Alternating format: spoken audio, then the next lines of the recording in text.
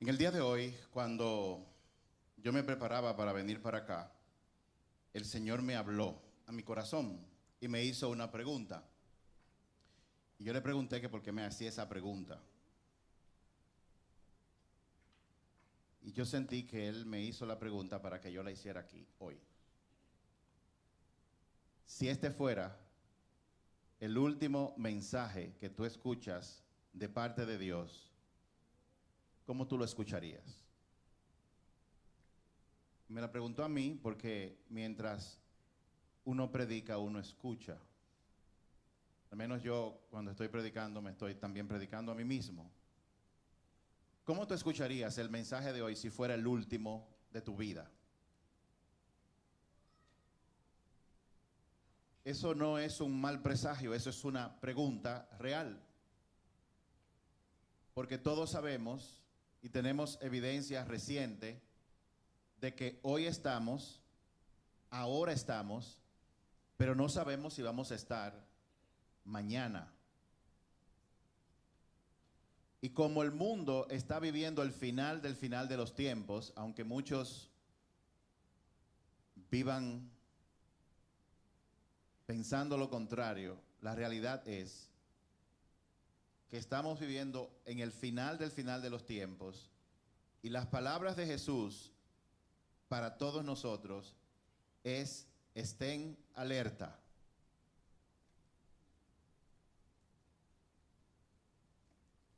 Él quiere que estemos alerta. Hoy vamos a empezar una nueva serie.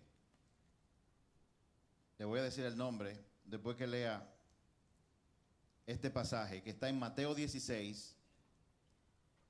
Estoy leyendo en la Nueva Traducción Viviente. Mateo 16, verso del 24 al 26. Jesús, esto es a sus discípulos, o sea, todo el que está aquí. Luego Jesús dijo a sus discípulos: si alguno de ustedes quiere ser mi seguidor, tiene que abandonar su propia manera de vivir, tomar su cruz y seguirme. Si tratas de aferrarte a la vida, la perderás. Pero si entregas tu vida por mi causa, la salvarás. ¿Y qué beneficio obtienes si ganas el mundo entero, pero pierdes tu propia alma? ¿Hay algo que valga más que tu alma? Hoy iniciamos una serie que se llama De creyente a discípulo. De creyente a discípulo. Y en la sección 1 vamos a hablar una vida que contagia. Hoy vamos a hablar sobre una vida que contagia. Cuando uno mira dentro de la iglesia hoy y mira de lo que pasó cuando Jesús estaba caminando como ser humano aquí en la tierra, usted se da cuenta, mirando a su alrededor, de que hay diferentes razones por las que la gente está cerca de Jesús. Hay muchas razones por las cuales la gente seguía a Jesús. Entre ellas están, por ejemplo, muchas están por curiosidad. Otros estaban con él o lo seguían porque simplemente estaba de moda. En un mundo donde no había redes sociales ni mucho entretenimiento, Jesús era un fenómeno. Habían otras personas que estaban por el beneficio de los panes y los peces, o sea, por las cosas que Jesús le podía dar. Y es que Jesús, antes y al igual que ahora mismo, representa una esperanza real para que nosotros podamos resolver los principales problemas y angustias de nuestras vidas. Jesús, a diferencia de la gente religiosa, hablaba con una palabra que la gente decía que parecía que tenía poder. Era algo fresco. En los fariseos y religiosos de la época y de hoy en día, se hablaba de muchas reglas, de cosas que cumplir, de condenación.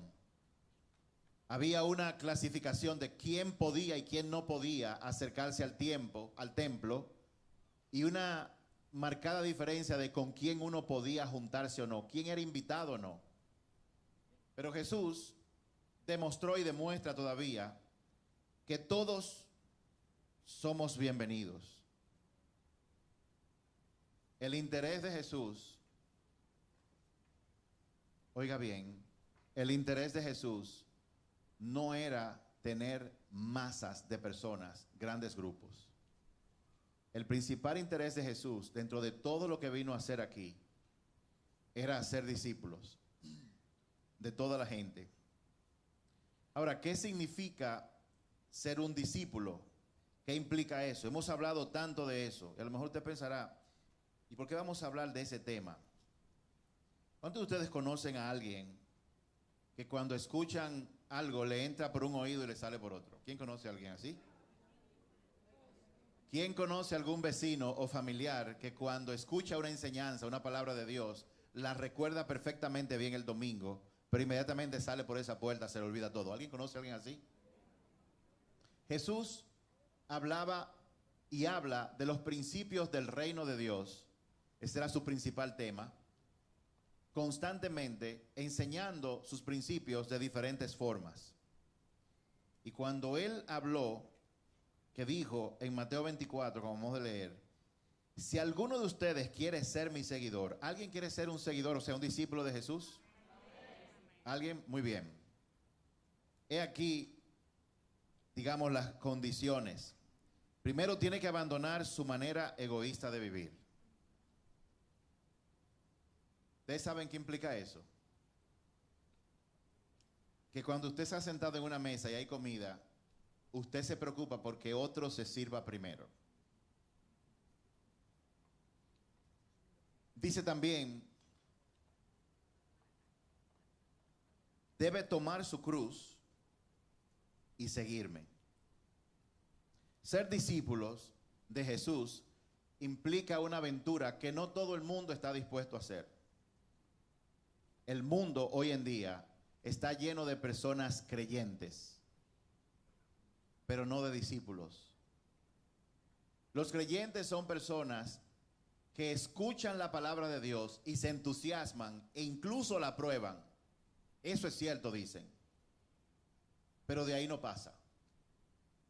El discípulo se diferencia, como vamos a ver más adelante, en que escucha la palabra, se entusiasma e inmediatamente la escucha, procura ponerla en práctica.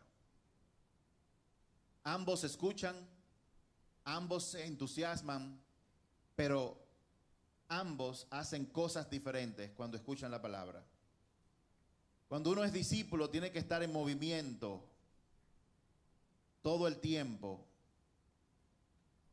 Ser un discípulo implica asumir un compromiso con la persona de Jesús. Y un compromiso con Jesús implica hacer lo que Él nos mandó a hacer. Y es interesante que Jesús no hizo grandes campañas en las redes sociales, no hizo grandes anuncios para conseguir discípulos. Su único mensaje era tan simple como el de una sola palabra: sígueme. Y eso es exactamente lo que Él te está diciendo a ti y me está diciendo a mí en el día de hoy. Personas que tenemos ya varios años creyendo en el Evangelio. Así que Jesús te dice en el día de hoy: sígueme. Porque yo quiero que tú dejes de ser un simple creyente, una persona que de manera rutinaria viene a la iglesia 1 o 2 veces por semana, pero que su vida no experimenta ningún cambio. La pregunta es, ¿cómo Jesús entonces toma a una persona de entre la multitud y lo convierte en discípulo? ¿Cómo Él hace eso? ¿Cuál es el proceso? Gracias a Dios que hoy tenemos la palabra de Dios, que podemos leer sobre eso. La respuesta es realmente impactante. Dice en Marcos capítulo 3, verso 14, estoy leyendo en la Nueva Traducción Viviente. Luego nombró a 12 de ellos y los llamó sus apóstoles. Ellos lo acompañarían y él los enviaría a predicar. Note lo que dice este pasaje. Él eligió a 12 personas. Él no eligió a una gran multitud, eligió solamente 12 personas. Y con esas 12 personas, el mundo tiene hoy, 2000 años después, cerca de 3 billones de seguidores de Jesús. Entre ellos tienen que haber muchos que son discípulos.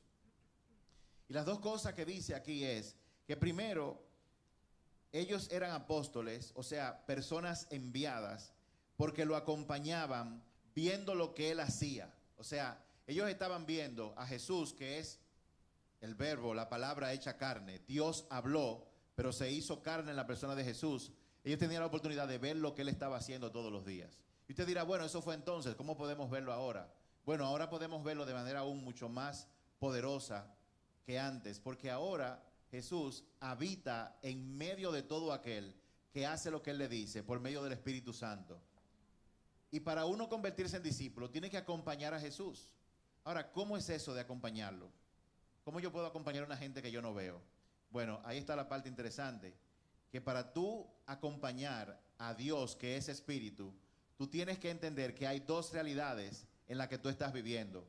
Primero, están los deseos de tu carne, que es todo lo que uno experimenta en este mundo, codicia, vanagloria, deseos de la carne, etcétera, y también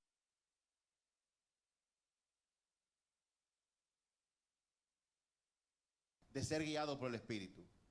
¿Y sabes por qué tú pierdes la oportunidad de ser guiado por el Espíritu? Porque simplemente deja de escuchar su voz.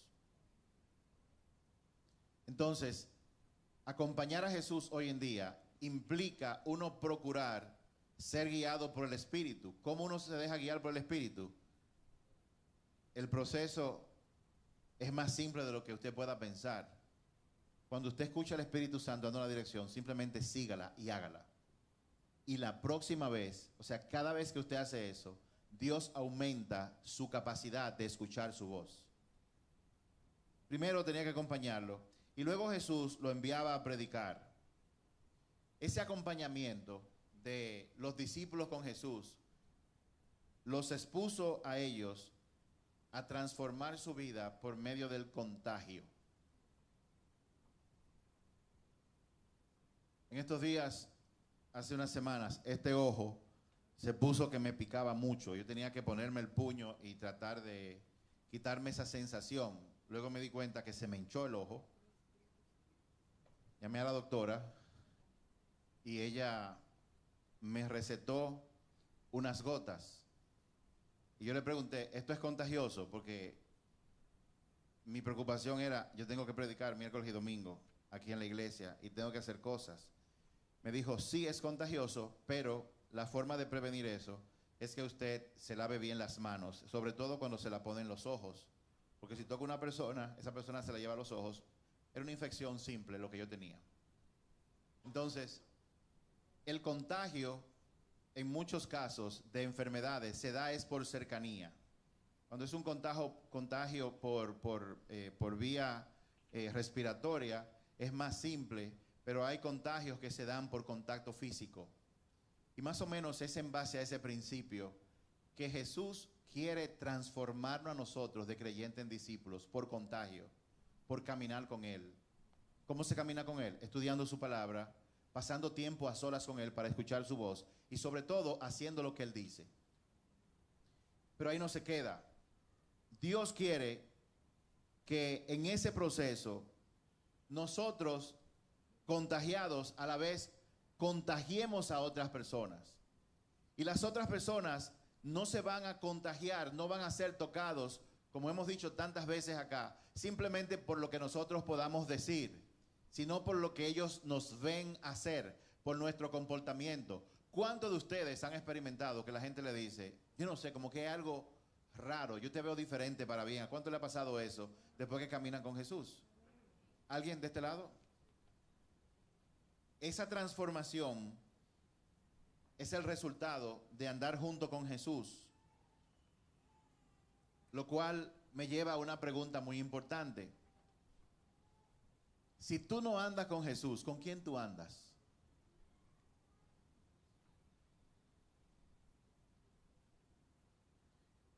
¿Cuáles son las personas con las que tú te estás juntando? La palabra de Dios dice, hace la pregunta, ¿andarán dos juntos si no están de acuerdo? Ahora, ¿qué implica andar en ese contexto? Andar no es que usted no se junte con alguien casualmente, vaya a una comida. Andar significa compartir de manera frecuente con esa persona. Y si bien es cierto que Dios quiere que nosotros nos juntemos con pecadores para ser sal y luz para ellos, no es menos cierto que nosotros tenemos que tener algo muy en cuenta. En la palabra de Dios dice en Corintios que nosotros no debemos juntarnos con pecadores, ni siquiera sentarnos a comer con ellos. Y entonces, ¿a quién le creo? Tenemos que juntarnos con ellos para hacer luz e impactar sus vidas, pero por otro lado me dice que ni siquiera me siente a comer con ellos. Hay una diferencia y es muy importante que usted la sepa. La diferencia está, la Biblia llama pecadores a las personas que conociendo la palabra, habiendo conocido la palabra, habiendo conocido a Jesús, persisten en sus obras pecaminosas. Una persona que sepa, por ejemplo, que emborracharse, robar, a Dios no le agrada y lo ha aprendido, ha recibido la revelación por su palabra y persiste en hacer eso, entonces esa persona es a la que la Biblia en ese contexto le llama pecador. Ese es un tipo de pecador, el que conoce la palabra y persiste en hacer las cosas como a Dios no le agradan. Con esas personas Dios dice, no te juntes con ellos. Hay otras personas que son los otros pecadores, en la cual usted y yo pertenecemos a ese club también, porque usted no lo sabía. Con esas personas nosotros tenemos que influenciarlo a ellos. ¿Qué es lo que estamos hablando? Estamos hablando de que Dios quiere transformarte a ti mediante el caminar junto con Él todos los días. Y vuelvo y hago la pregunta, ¿con quién tú andas? ¿Con quién tú te juntas? ¿Con quién tú compartes? ¿Con quién tú intimas?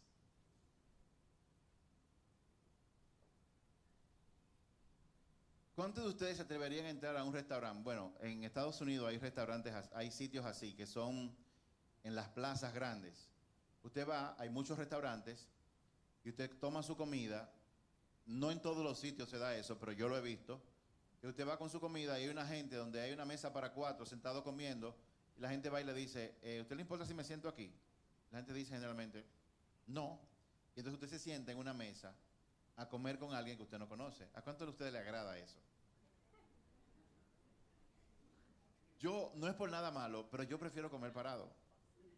¿Por qué? Porque para mí cenar, compartir una comida es un acto como de intimidad muy, muy grande para mí. Y eso es para todos, no significa que uno discrimine a nadie. Por eso es que Jesús dice, yo estoy a la puerta y llamo. Si tú me abres, yo pasaré a cenar contigo. Él está diciendo que si tú atiendes el llamado, Él se va a sentar contigo, a cenar, a intimar contigo.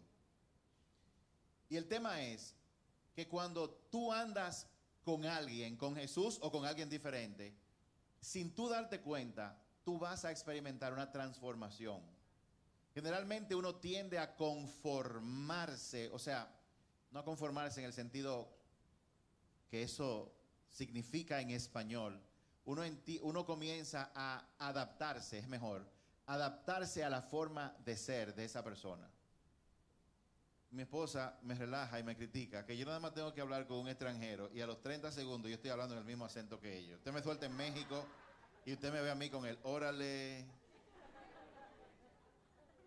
Yo me contagio muy fácilmente con eso. En estos días me ha tocado hablar con unos colombianos y uno me dijo, hey, ¿cómo está? ¿Bien o qué? Y yo le iba a decir a mi esposa, dime, ¿cómo estás? ¿Bien o qué? O sea que yo particularmente tengo que tener mucho cuidado con quien yo me junto, porque yo soy muy fácilmente influenciado. Por eso que a mí me gusta juntarme con ustedes. Mejor que cualquier otra cosa. Cuando esa transformación ocurre, déjeme decirle, no ocurre de la noche a la mañana.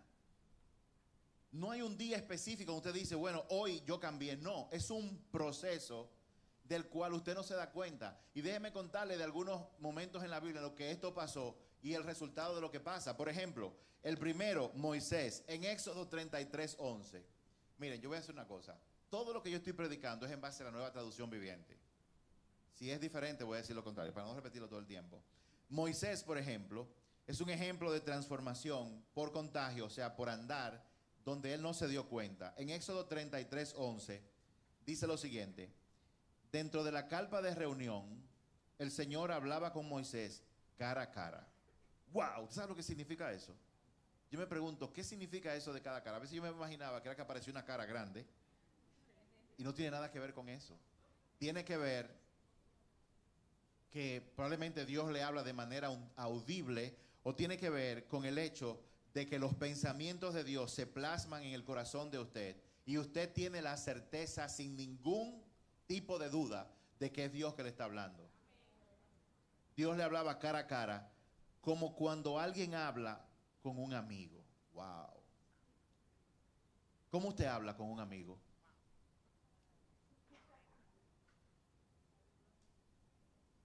Después, Moisés regresaba al campamento mientras su asistente, el joven Josué, hijo de Nun, permanecía en la carpa de reunión.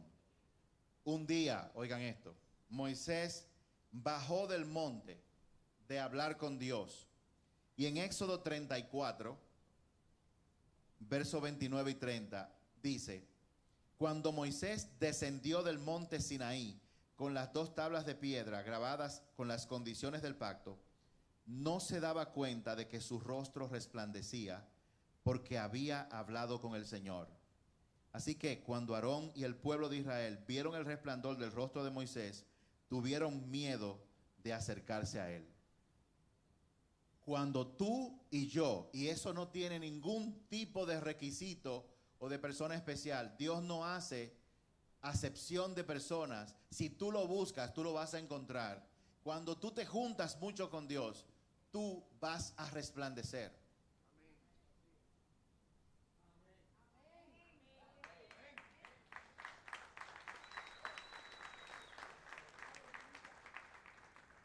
¿Cuántos de ustedes conocen personas o han visto personas o se han juntado con personas que de que esa persona llega, su mera presencia, te dan como ganas, te da paz o te dan ganas de llorar por la paz o de abrazar a esa persona? ¿A quién le ha pasado eso?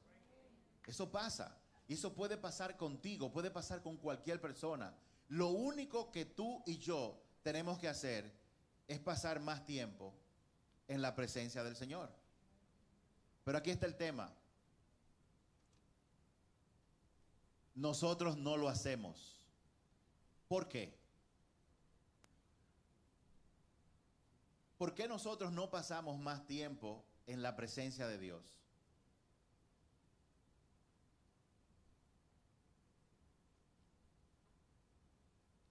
Yo no creo que sea por falta de tiempo. Y no sé quién vino primero, si la gallina o el huevo, pero yo creo que es más bien por una falta de fe. ¿Por qué por una falta de fe? En los años 70, cuando llegaba el Día de Reyes, era costumbre que en la casa del presidente Balaguer daban regalos. Y ese día de enero, la gente venía del lugar más lejano de la isla para pararse frente a su casa para que le dieran un regalo. Usted sabe por qué una gente se levantaba de madrugada, se desplazaba de más de 200 o 300 kilómetros para ir al frente de la casa de ese hombre. Por fe. Porque creían. ¿Creían qué? Creían que si llegaban a ese lugar, algo le iban a dar.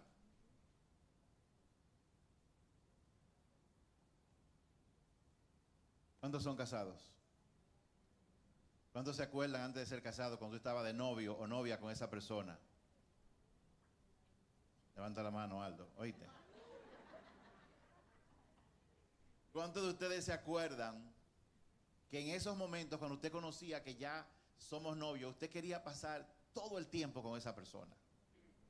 Y si le daba la mano, no quería lavarse la mano. Sí, deja la mano levantada tú también. Yo recuerdo que una vez con Vidal, no le voy a contar eso. Yo quiero llegar en paz a mi casa en el día de hoy. Aunque es algo muy romántico realmente. Pero nada, cuando uno tenía cada oportunidad, era como algo, al ser nuevo, era como, wow, estoy hablando, le estoy tocando de la mano, estamos conversando. Y si ponían la conversación suya en una computadora, en ChatGPT, para que analizaran el peso de esa conversación, su conversación no valía 2 centavos. Porque entre lo que usted decía y cierra tú, no, cierra tú, no, cierra tú. Ah, ustedes saben. Cierra, no, cierra tú, no, cierra tú, no, cierra tú. Uno se quedaba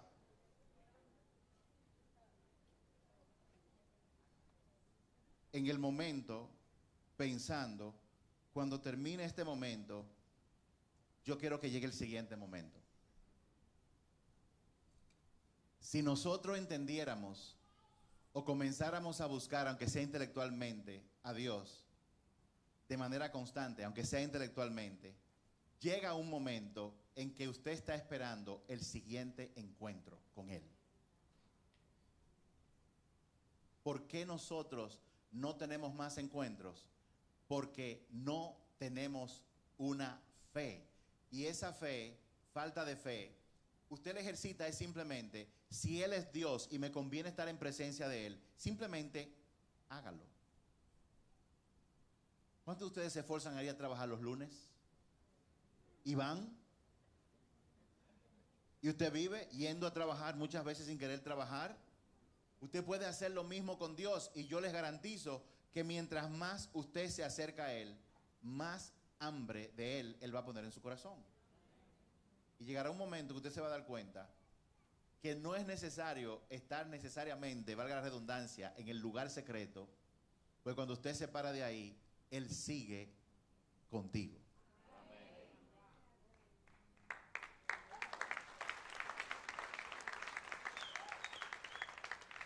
Dios quiere que tú dejes de ser un creyente. Él quiere que te conviertas en un discípulo. Porque ¿sabes qué? Luego que tú te conviertes en discípulo de Jesús, vas a descubrir en algún momento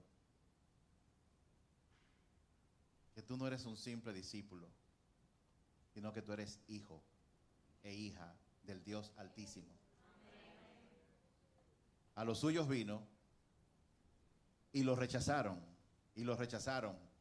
Pero aquellos que lo recibieron y lo aceptaron, Él le dio la capacidad y la potestad de ser hijos de Dios.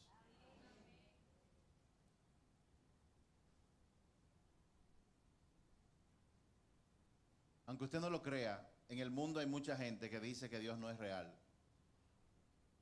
Hay mucha gente que se llaman ateos, lo cual es una falacia, porque para tú decir que tú eres ateo, tienes que comprobar que Dios no existe y eso es imposible.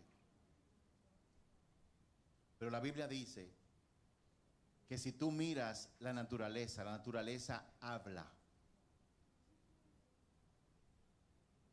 Todo lo que es creado tiene un creador.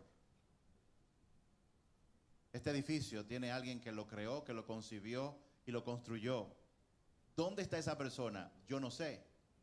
El hecho de que yo no pueda ver el ingeniero, la ingeniera o el constructor que construyó este edificio no niega la existencia del edificio. Pero también hay otra realidad que me dio paz. Solamente se acercan a Dios aquellos que una vez tocados por el Espíritu abren su corazón y lo dejan entrar. El que no, esa es su prerrogativa y se lo pierde. Moisés no se daba cuenta de que se había producido esa transformación, porque la transformación se da sin que la persona se dé cuenta. lo único que puede testificar es que había estado en la presencia de Dios. Lo único que él había dicho era eso: yo estaba en la presencia de Dios. Pasar tiempo con el Señor habilita que suceda una transformación en nuestras vidas. Hay algunos principios, por ejemplo, rápidamente, de la transformación. Primero, ocurre como resultado de andar diario con Él. Venir a la iglesia un miércoles o un domingo hace algo, pero no es lo suficiente como para producir esa transformación. Otra cosa importante que ya lo dije: no hay un día en particular donde el cambio se va a producir. Eso es un proceso. Dios explica muy claramente que para que esa transformación ocurra, tenemos que andar con Él todos los días. En Colosenses capítulo 3, verso 1 al 4, dice lo siguiente: ya que han sido resucitados a una vida nueva con Cristo, pongan la mirada en las verdades del cielo, donde Cristo está sentado en el lugar de honor, a la derecha de Dios. Piensen en las cosas del cielo, no en las de la tierra, pues ustedes han muerto a esta vida, y su verdadera vida está escondida con Cristo en Dios. Cuando Cristo, quien es la vida de ustedes, sea revelado a todo el mundo, ustedes participarán de su gloria. En pocas palabras, lo que debemos hacer diario es buscar las cosas de arriba y no las cosas de aquí abajo, porque las cosas de aquí abajo son temporales. Mucha gente no lo sabe, pero el que vive atado al sistema de este mundo es esclavo del pecado. Pero dicho eso, déjenme compartirle una realidad muy importante. El diablo que Jesús enfrentó no es el diablo que nosotros estamos enfrentando.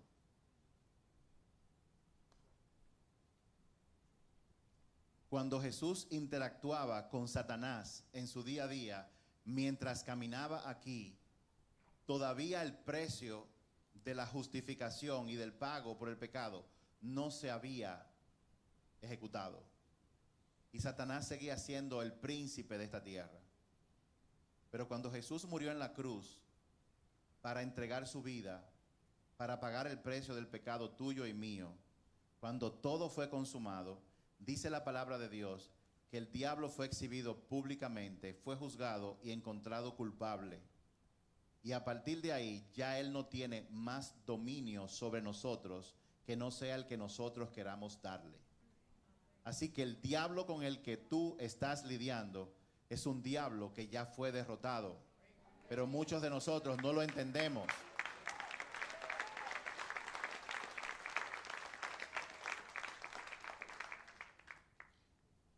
Y hay una diferencia.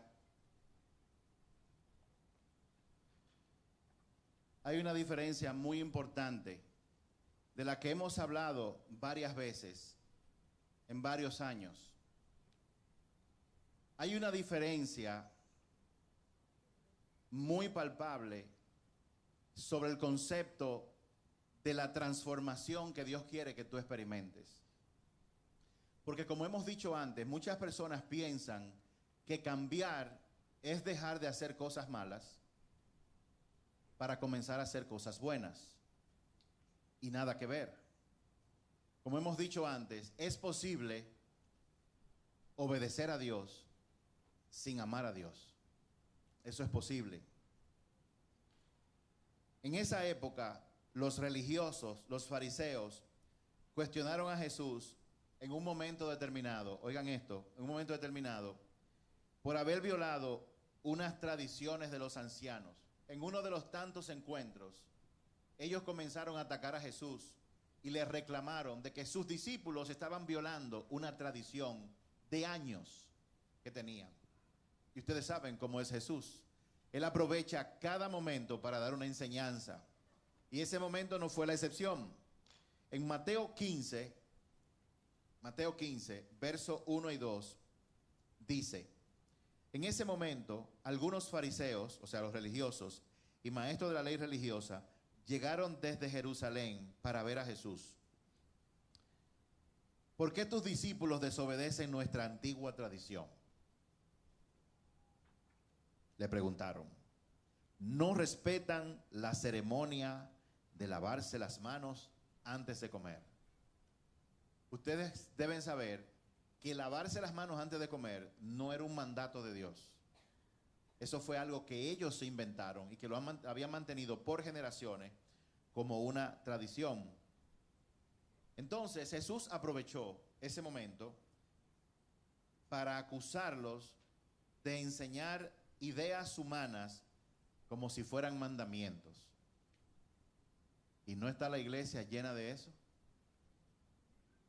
Ideas humanas como si fueran mandamientos, cosas que Dios no ha mandado a hacer o no hacer por su palabra.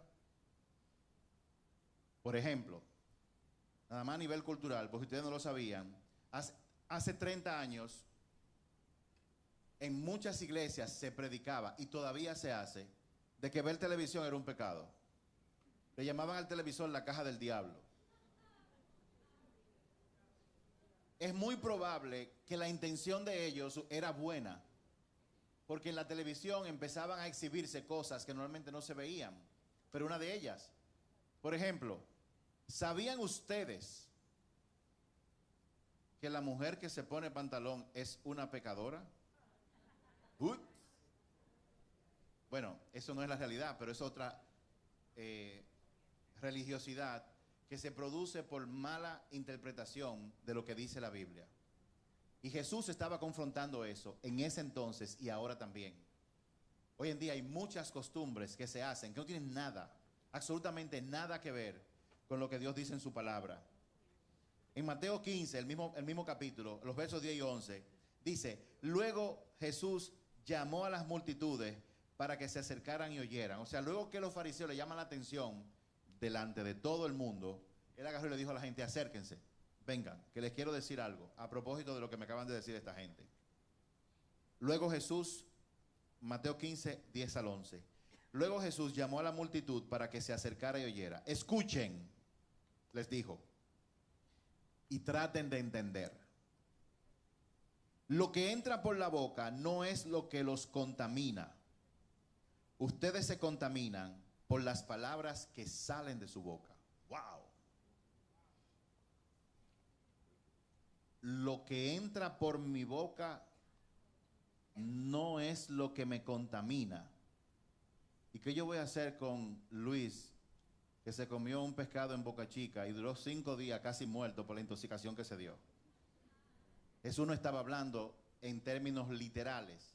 Él estaba diciendo: ustedes se preocupan por un ritual, como si eso importara, pero lo importante es lo que sale de tu boca, las palabras que salen de tu boca. Pero, ¿por qué? Ni los fariseos ni los discípulos entendieron ese día lo que Jesús estaba diciendo. Así que ellos se le acercaron y le dijeron: Señor, explícanos, ¿qué fue lo que tú dijiste, quisiste decir con eso? ¿Cómo que lo que entra por la boca no me contamina, sino lo que sale de mi boca? ¿Cómo así? Y Jesús los reprendió por no haber entendido. En el mismo Mateo 15, los versos del 16 al 20, les dijo: ¿todavía no lo entienden?, preguntó Jesús. Todo lo que comen pasa por el estómago y luego termina en la cloaca. Pero las palabras, oigan bien, pongan atención, pero las palabras que ustedes dicen provienen del corazón. Eso es lo que contamina. Pues del corazón salen los malos pensamientos, el asesinato, el adulterio, toda inmoralidad sexual, como la fornicación, esto es un paréntesis, que es sexo fuera del matrimonio, el robo, la mentira y la calumnia. Esas cosas son las que los contaminan. Comer sin lavarse las manos nunca los contaminará. Obviamente le estaba hablando en un contexto espiritual. El corazón dice la Biblia, es lo más engañoso y perverso que hay, el corazón que tenemos. Y allá afuera nos dicen todo el tiempo, no, sigue tu corazón. Oh, grave error. No, no siga su corazón, porque el corazón es perverso. Usted tiene que seguir a Jesús, que conoce su corazón y le puede mostrar el verdadero camino que usted tiene que seguir en su día a día, todos los días.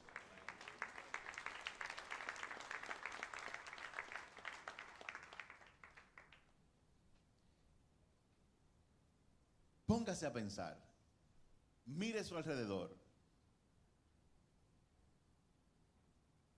¿Qué usted piensa de usted mismo?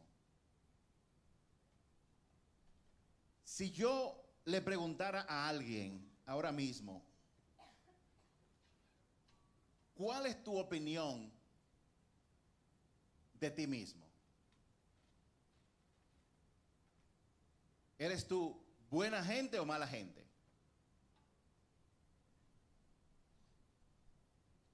¿Cuántos han oído escuchar a personas que dicen, yo soy una persona buena, yo no le hago mal a nadie, y por eso se consideran buenos en su propia opinión?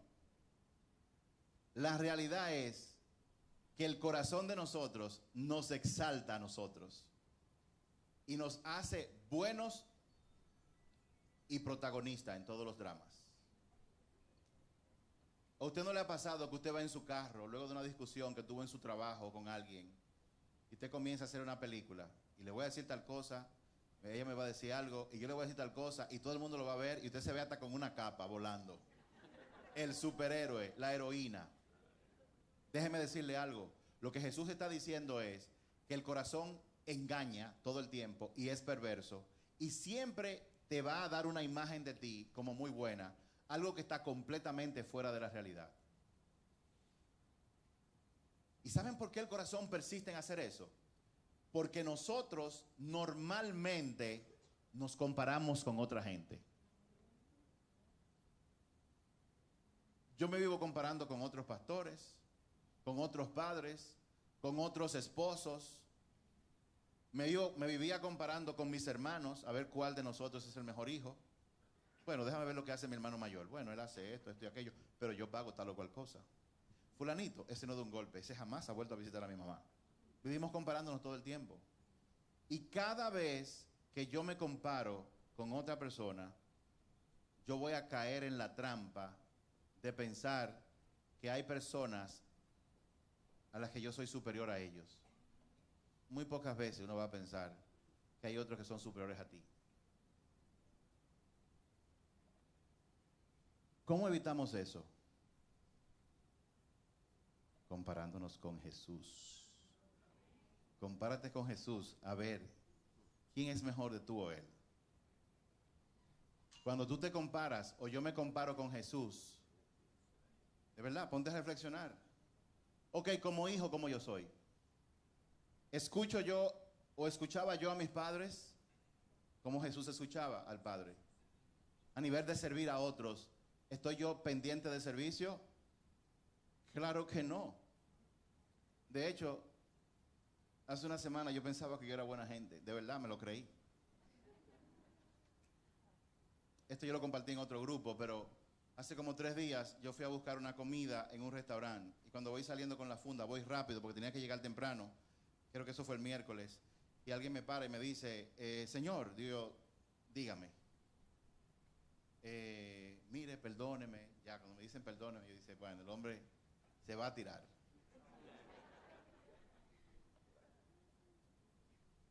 Dígame. Y me dice, por favor, deme algo de comer, porque mi esposa y yo, que andaba con él, no hemos comido nada en el día de hoy.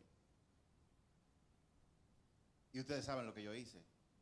Por supuesto que sí. Oh Dios, gracias Señor. Vamos a darle de comer. Venga, entren. Jamás en la vida. Yo estaba... ¿Y este tipo? ¿Acaso él no se da cuenta que yo ando rápido? ¿Cómo él osa interrumpir que yo voy para la iglesia? Eso fue lo que yo pensé. Qué sé yo, Carmen, como por 3 segundos yo estaba en eso.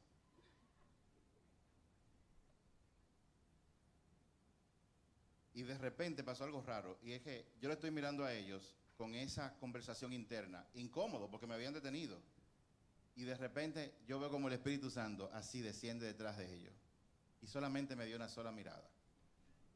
Y con esa mirada pasaron tantas cosas por mi cabeza. ¿Y si un día ese soy yo? ¿Y si un día eso es uno de mis hijos? Porque como humanos nosotros tenemos que ir por un proceso de comparación para llegar a la conclusión de que cuando la palabra dice que Dios es amor, no es que Él siente amor, es que Él es el amor en acción. Y el amor en acción experimenta misericordia. Y eso no fue lo que yo experimenté de primer plano. Fue todo lo contrario. Fue rechazo. Y ahí yo me di cuenta de lo que le estoy hablando ahora. El corazón es perverso y engañoso. Nosotros no somos buena gente. Ninguno.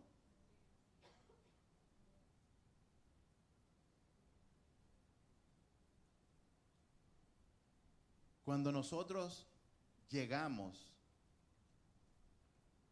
a un estado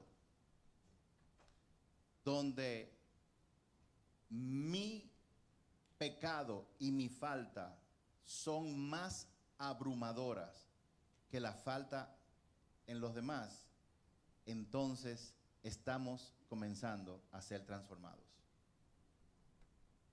Lo voy a repetir de nuevo. Cuando nosotros llegamos, y esto no es intelectual, cuando nosotros llegamos a un momento en la vida en la cual mi pecado me molesta, me abruma más que el pecado de los demás, entonces apenas estamos tocando los primeros escalones de una verdadera transformación. Ustedes están demasiado callados.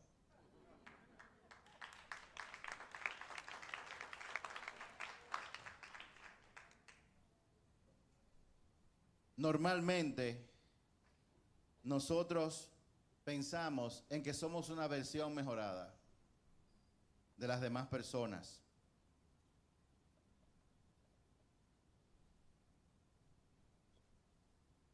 Nos enfocamos en cambios cosméticos.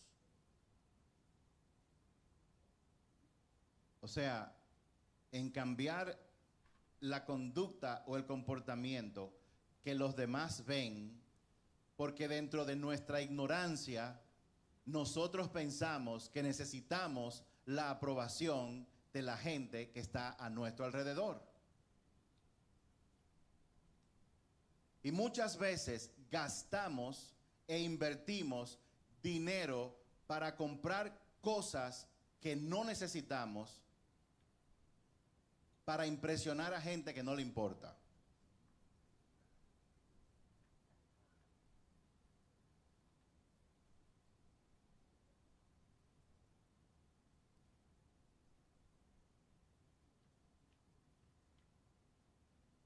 Hay una sola aprobación que importa.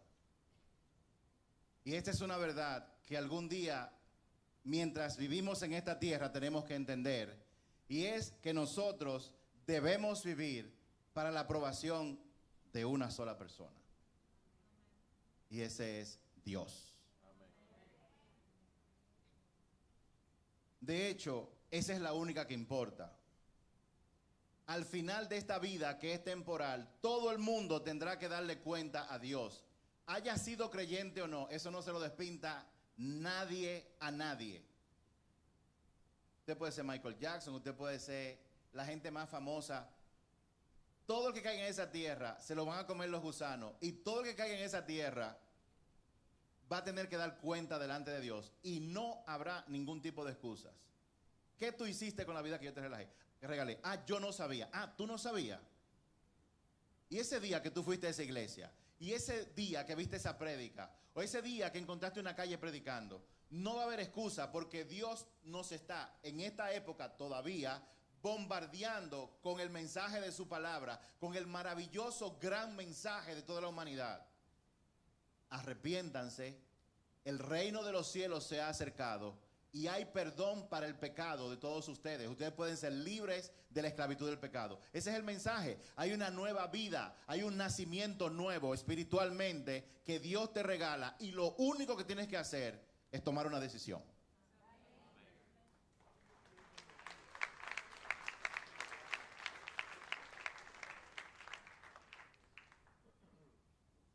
El resultado de cuidar y gerenciar nuestra imagen propia, no ponemos atención a nuestro corazón. No le ponemos atención. Vivimos pensando, como yo pensaba hace 3 días, que yo soy buena gente. Y Dios vive mandándonos mensajes, como el que me mandó a mí ese día, de que no somos buena gente, de que nuestro corazón es engañoso, de que la opinión que yo tengo que buscar no es la mía propia, ni siquiera la tuya, sino la de Dios. Preguntarle a Él, dime cómo yo estoy, cómo está mi corazón. Muéstrame, examina mi corazón, muéstrame lo que no te agrada y guíame para yo salir de eso, para yo ser transformado. Y cuando no ponemos atención a nuestro corazón, acabamos siendo igual que nuestros vecinos, que nuestros amigos, que nuestros compañeros de trabajo y que nuestros socios en los negocios. Igualito que ellos. Con la única diferencia de que usted se autodenomina, yo soy cristiano. Yo creo en Dios. Ajá.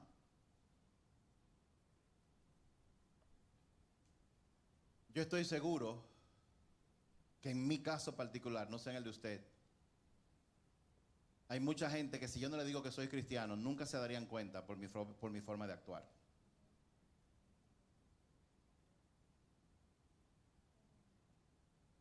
Jesús quiere que tú, oye bien, Jesús quiere que tú y que yo sepamos que esos cambios cosméticos no tienen ningún valor ante los apetitos de la carne.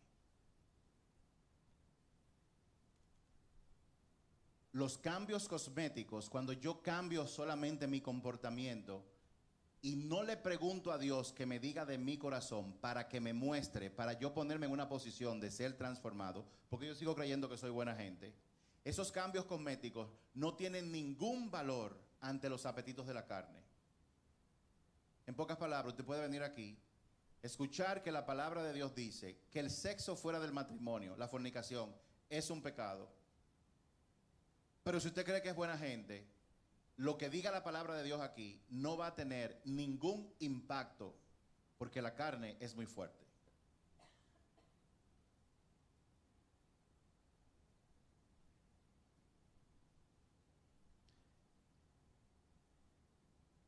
La transformación que Dios desea para ti es muy diferente a lo que nosotros pensamos. Es un cambio radical. En Ezequiel 11, verso 19, dice, les daré, oigan bien, oigan qué regalo, ponga atención, a ver cuánto lo quieren. ¿Cuánto quieren lo que Dios va a dar? Amén. Pero usted no sabe lo que es, no importa, lo que Dios diga, todo es bueno. Les daré integridad de corazón y pondré un espíritu nuevo dentro de ellos. Les quitaré su terco corazón de piedra y les daré un corazón tierno y receptivo. O como dicen unas versiones, un corazón de carne. Miren, eso es una purificación, David Sedano. Me llegaste tú, Dios te bendiga. Que cambia el apetito de la carne y acaba con la influencia del pecado en tu vida. ¿Sabía usted que antes de que Jesús muriera en la cruz, nosotros éramos esclavos del pecado? No teníamos la capacidad de dejar de pecar. No podíamos. Era imposible. Pero ahora sí. Ahora tenemos una elección. Yo puedo elegir ser esclavo del pecado y meterme en muerte, o puedo elegir vida al elegir a Dios y hacer las cosas como Él me manda.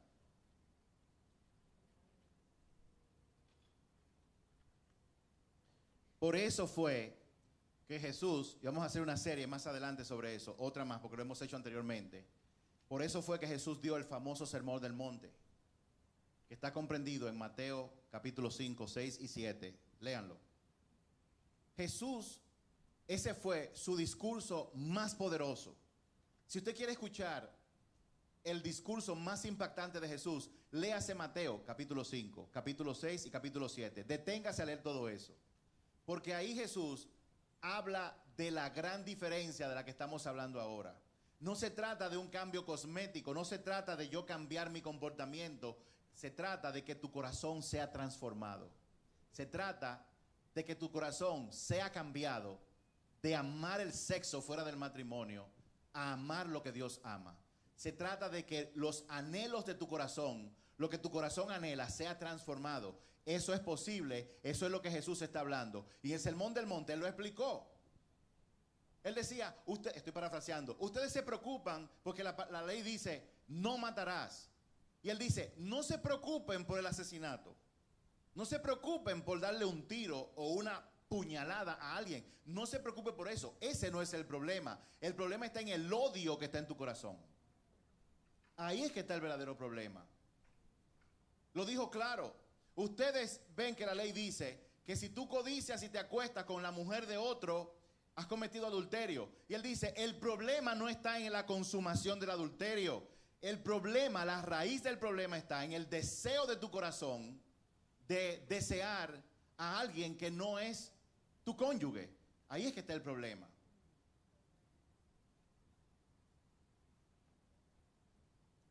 Y Él habló sobre el dar. La gente que lo hace por legalidad. Y al final dijo, todo el que escucha mi palabra y la pone por práctica es como el hombre sabio que construyó una casa sobre la roca. Y cuando vinieron los vientos y las tempestades, no se cayó como se cayó el techo de Yetzer. Todo el que escucha mi palabra y la pone por práctica es una persona sabia que construye sobre la roca. Y cuando vengan terremotos e inundaciones, no se derrumbará. Pero el que escucha mi palabra y la guarda, qué lindo el culto, qué hermosa la predicación. Qué bueno, eso es verdad. Yo estoy de acuerdo con lo que dice Jesús, pero no la pone en práctica. Es como una persona necia que construye su casa sobre la arena.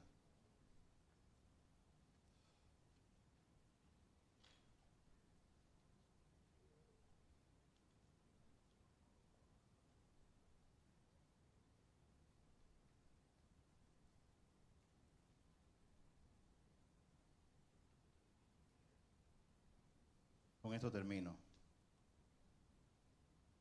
Esta perspectiva distinta que Jesús habla nos ayuda a entender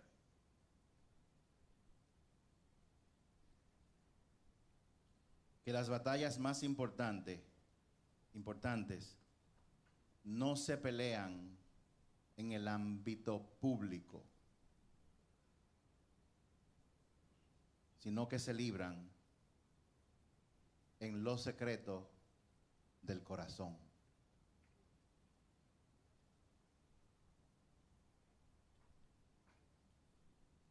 El corazón humano es lo más engañoso que hay y extremadamente perverso. ¿Quién realmente conoce qué tan malo es? Cuando tomamos el tiempo para examinar nuestro corazón, ¿ustedes saben qué pasa? El corazón no nos acusa, no nos dice nada. Al contrario, lo que hace es que nos justifica. ¿Quién de ustedes conoce a alguna mujer que luego de haber discutido con otra, el corazón le dice, ella se merecía eso?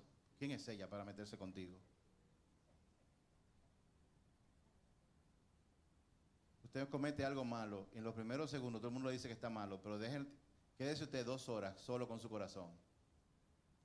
Esa persona se lo merecía. El corazón de nosotros justifica la maldad de nosotros. Por eso no podemos confiar en nuestro propio corazón.